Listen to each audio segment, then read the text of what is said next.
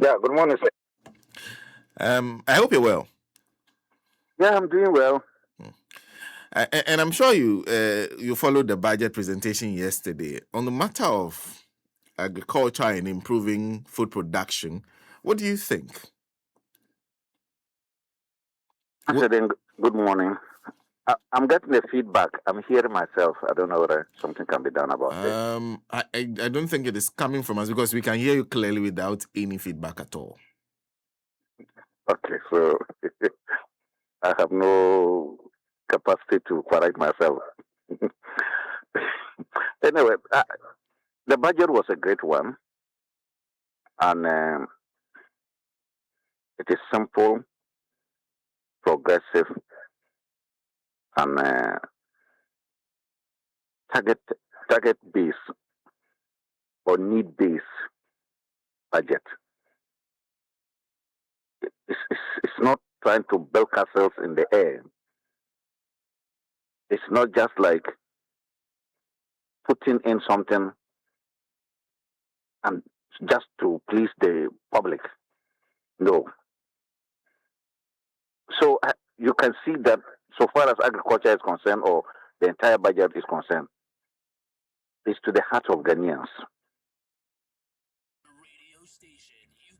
That's how I see the budget. Did it address the issues in Agric that you expected it to deal with? Agriculture is one of the biggest sectors of the economy and most important in the sense that it feeds all of us. Secondly, it creates the jobs for a large proportion of the population that cannot get jobs anywhere. Thirdly, it provides jobs for people in the rural areas and frees the urban areas from migration. So if we are able to get agriculture right, I'm telling you that every part of our economy will be okay. So if you look at what is proposed for agriculture, it's seeking to transform agriculture beyond what we know about it. For instance, mechanization. You cannot attract the youth into agriculture when we still continue to use hoe and cutlasses. It must be transformed. It must be mechanized. So you can see that it's not just about pumping money into the agricultural sector, but seeking to transform it so that it becomes modern and then be able to provide, jobs for the young people and also provide raw materials for our industrialization drive. And one of the areas they're attempting to do with the mechanization issue is by establishing what they call the farmer service centers. What do you make of that whole idea in the first place? The idea of the Farmer Services Center is to ensure that it backs up the mechanization process that we are talking about.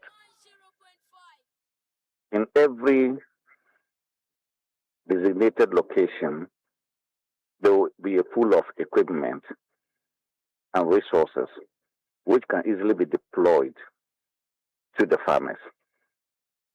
As against what we used to know is that farmers will have to acquire this equipment on their own.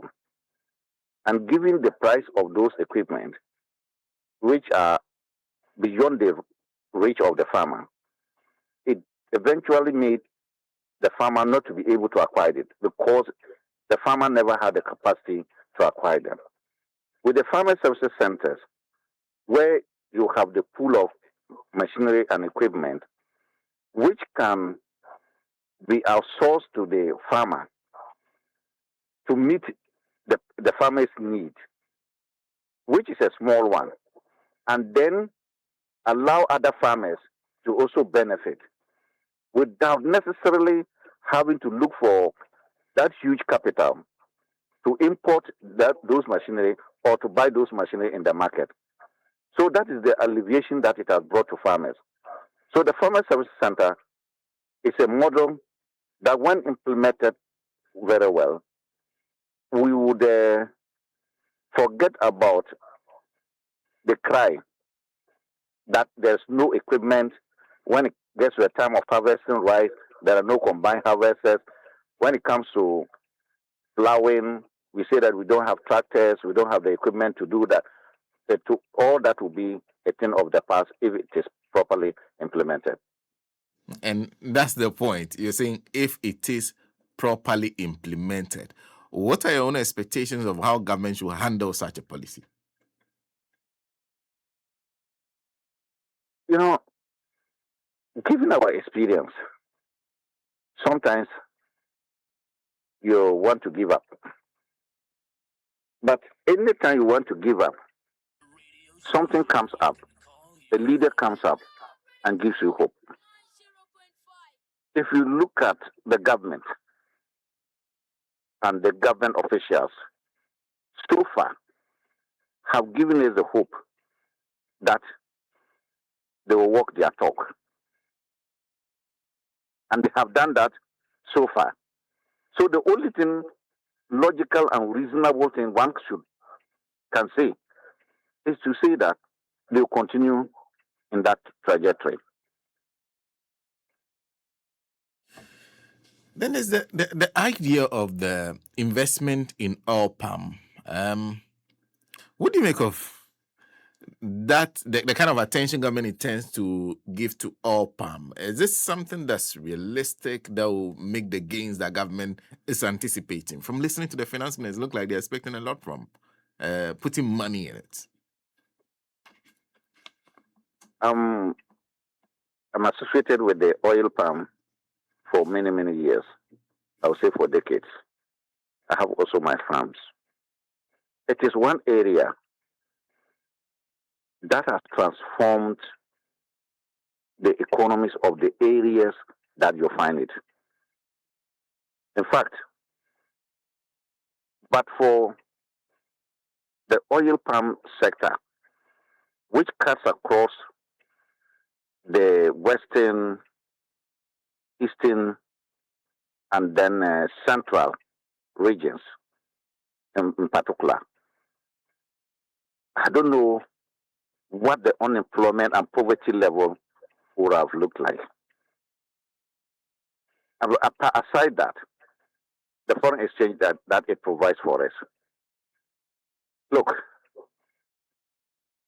I always say that if you want to support businesses, it is companies that are operating in the rural area that we should support much. Tax exemptions and any form of financial support or policy support should go to those companies. But when you get there,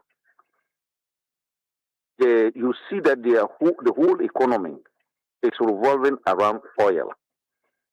So when oil collapses, the oil palms collapses, that industry collapses, then all the hundreds of thousands of people that are there will go hungry.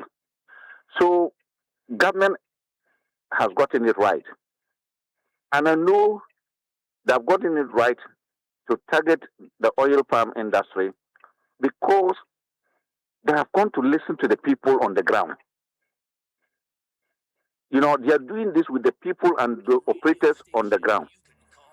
You talk about Tree Crop Development Authority, then you talk about the companies that are operating there, and then you are talking about the outgrowers, the smallholder farmers there within those areas. Otherwise, I don't think that government would have gotten it right. But they would have gotten it right because I know sincerely they've spoken with those people on the ground. So for that matter,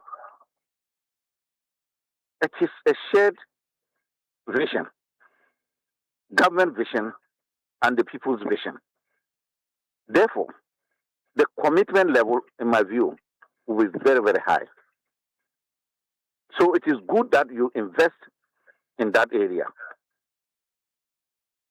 So government has gotten it right that they are committing resources to the palm oil development area.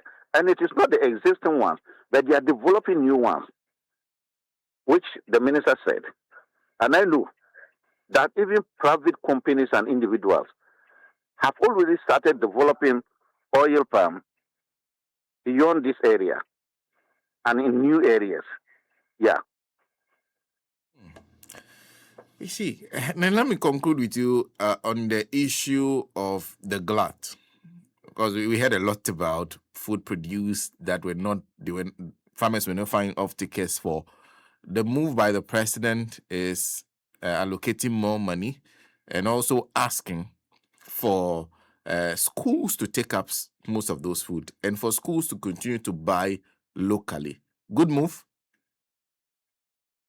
Perfect move. When we were in school, we had this book called Economics Made Easy. And in that book, they told us that production is incomplete until it reaches the final consumer. The pain of agriculture is to produce and you don't get the market. Today, we have had a glut. And what government needs to do is what they are doing. Commit more resources to buy the produce so that it doesn't get rotten, so that it doesn't get spoiled, so they can give relief to the farmers. That is not enough. We have a large population of people who eat much. It is only when you grow old that they say eat small. But we all have been young before. The young men and young women in the schools eat so much because they are growing up. If all our SHS and the institutions that government commits money to feed them outsource source their foodstuffs from within the country, I don't think that we will have the type of glut that we have today. I don't think that poultry farmers will work around there and say that we don't have market for our eggs. I don't think that rice farmers will say we don't have market for our rice. So you can see the policy synergy that in promoting domestic production, you have to also create the market for them. And the easier market is just our schools, where we have our young men and women who need food, quality food, to eat and be able to learn and grow well. So I think the policy is just a perfect policy, and it's timely. And of course, we are seeing a lot of investment in Agric rules. How crucial is that? You know, one of the major challenges for agriculture has to do with getting the food from the farm gate to the market centers. And along the value chain is critical.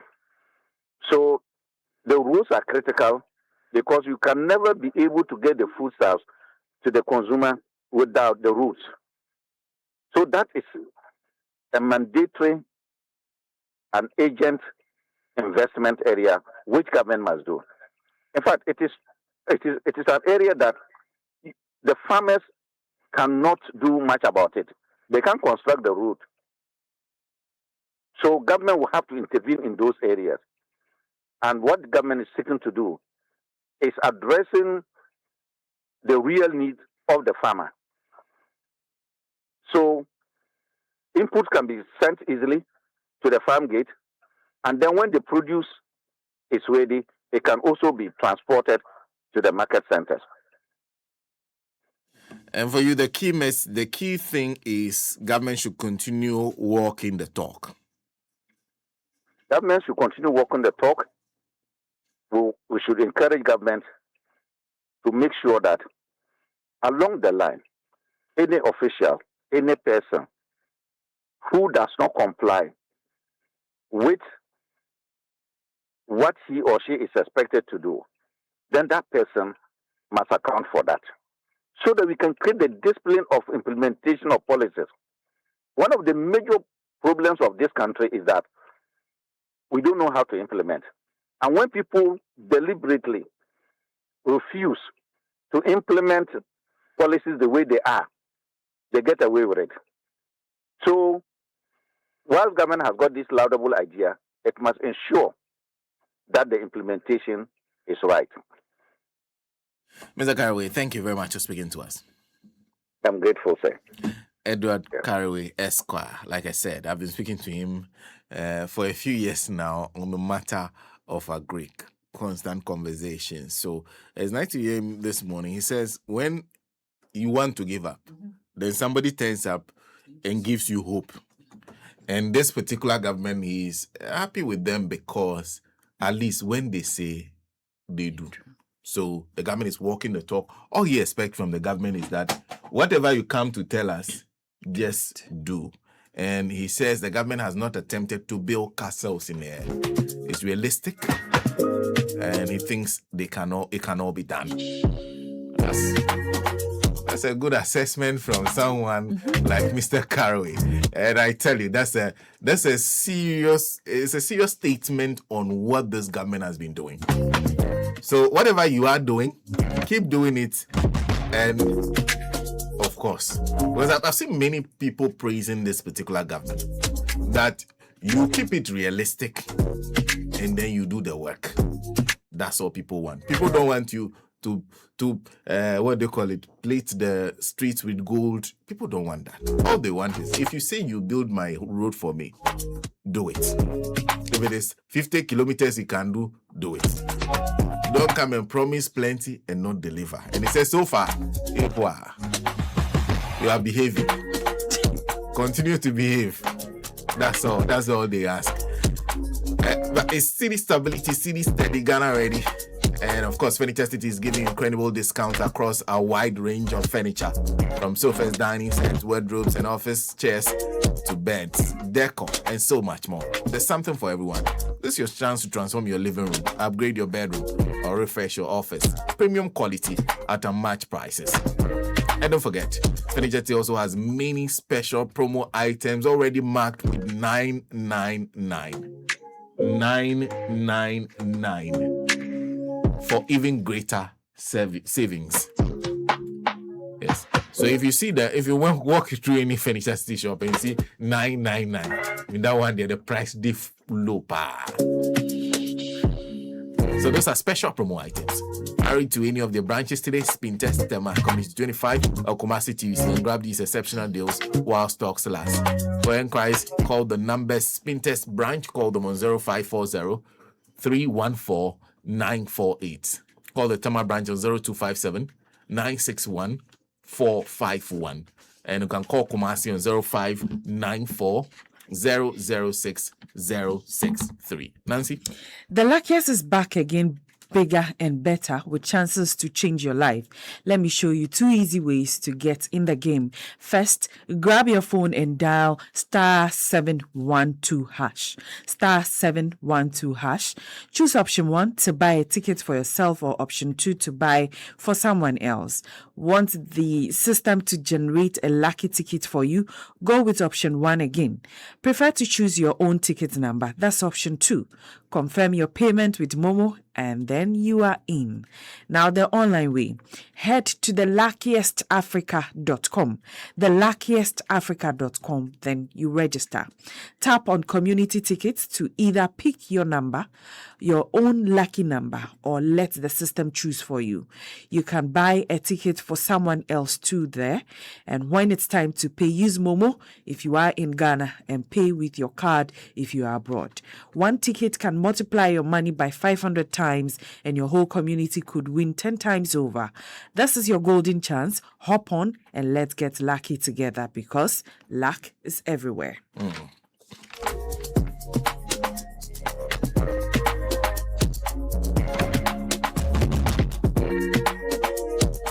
Okay. Do you want a stress-free retirement and a fulfilled life, even in sickness? Today you are strong, healthy, and earning an income, but life is unpredictable.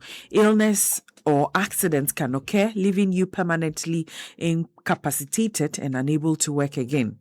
What will be your safety net if that happens? Surely you wouldn't want to depend on others or become a burden to your family. You would still want to live comfortably and with dignity. And that's where SNIT steps in. Through the invalidity pension, SNIT provides regular monthly payments to contributors who become permanently incapacitated and can no longer work. Once you are a member of SNIT scheme and make consistent contributions, SNIT will pay you a pension for life regardless of your age in the event of permanent sickness or injury. Don't wait until it's too late. Join the SNIT scheme today. Pay your contributions regularly and enjoy peace of mind knowing that SNIT will support you for life even when you no longer work. Call them 0302 611 622 or connect with SNIT on Facebook, X, Instagram, TikTok, and YouTube at SNIT Ghana, or visit any of their 53 branches nationwide, and then you can transact business with them. Remember, SNIT, they deliver on their promise. SM. Yo.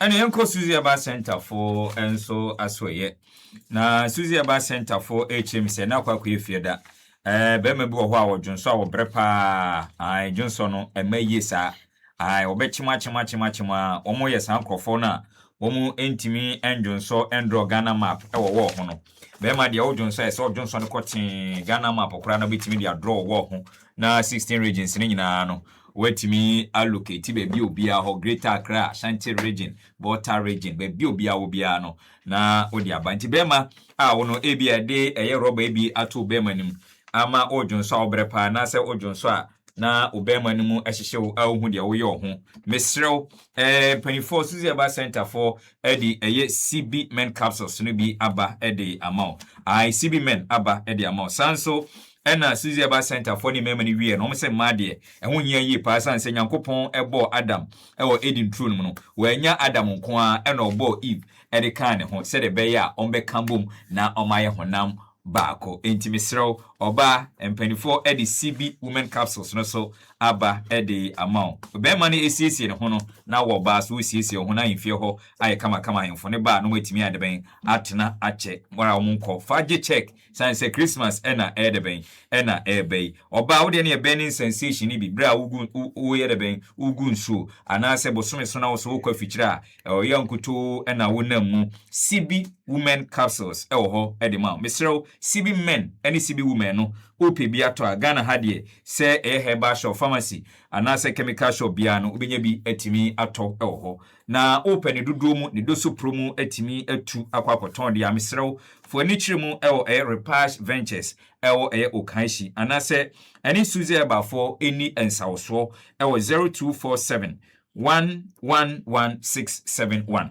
0247 111671 and I say 0246 578750 0246 578750 Susie Abba Center Ghana ma any members omodamasi.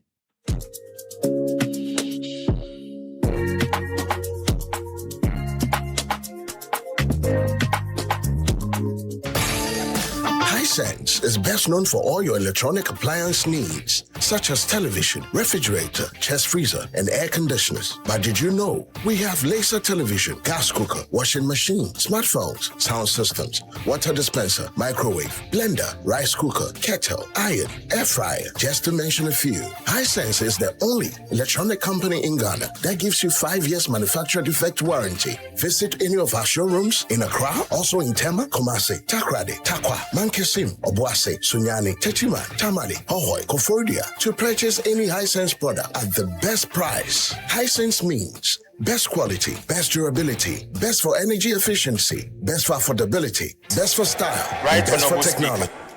The story of Ghana is no longer one of crisis, but a recovery and renewal.